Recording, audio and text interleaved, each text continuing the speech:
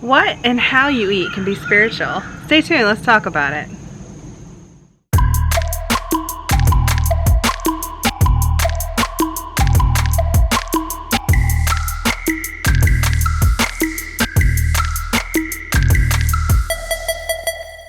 Hi everybody, welcome back to another video by Pan Society. I'm Cherie, and today I want to talk about the spirituality in eating seasonally and locally. Back in the day of our ancestors and a couple generations ago, food was dictated by what was available at the time, what was growing in that area, what herds were migrating through, what could be foraged. So a lot of it depended on the cycle of the year, like if it was winter or fall. And I'm bringing this up because, you know, we're in a change right now. Fall's happening, the fall equinox is here. And the weather has changed, so it shifted some of my thinking, but also I've noticed my body's desires for food is slowly changing. If you pay attention to your body, depending on wherever you're at in the world, so this is why I'm not going to talk about specifics, because, you know, it depends regionally where you're at and what time of year it is for you and then what's available. But if you listen to your body, you'll notice if it's summertime, it's hot, you're wanting things that are not as high in calories because you're not moving as much, or you don't need the calories to keep warm. So you're looking for things like lettuce, quick and easy digestible things, berries, things that are lighter in the stomach so that you can move or that you're not bogged down. And then that slowly changes towards the winter where you're looking for heavier things like potatoes and stews and lots of meat, and you're looking for high calorie things because you need to store the calories to help keep warm during the winter times and during leaner times too. Industrial farming has kind of changed all of that. So now we can have foods all year round, and also foods from other countries that we never would have been exposed to. And I love both of these because sometimes when you're making a recipe and you're like, oh, I want this ingredient, it is available and you can find it. But if we pare it down a little bit simpler, a lot of things came together for a reason, like different types of foods in the same bowl.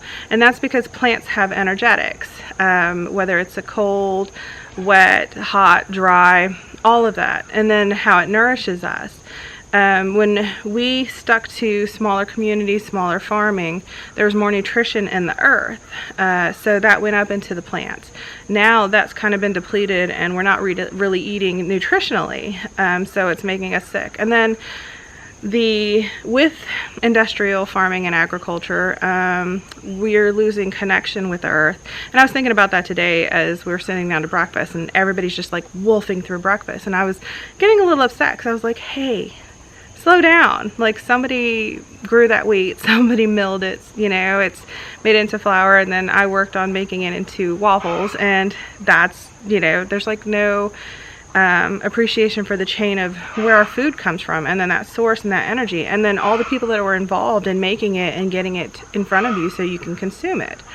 So there's like a lot of connections here that we're missing because we're not paying attention to it anymore.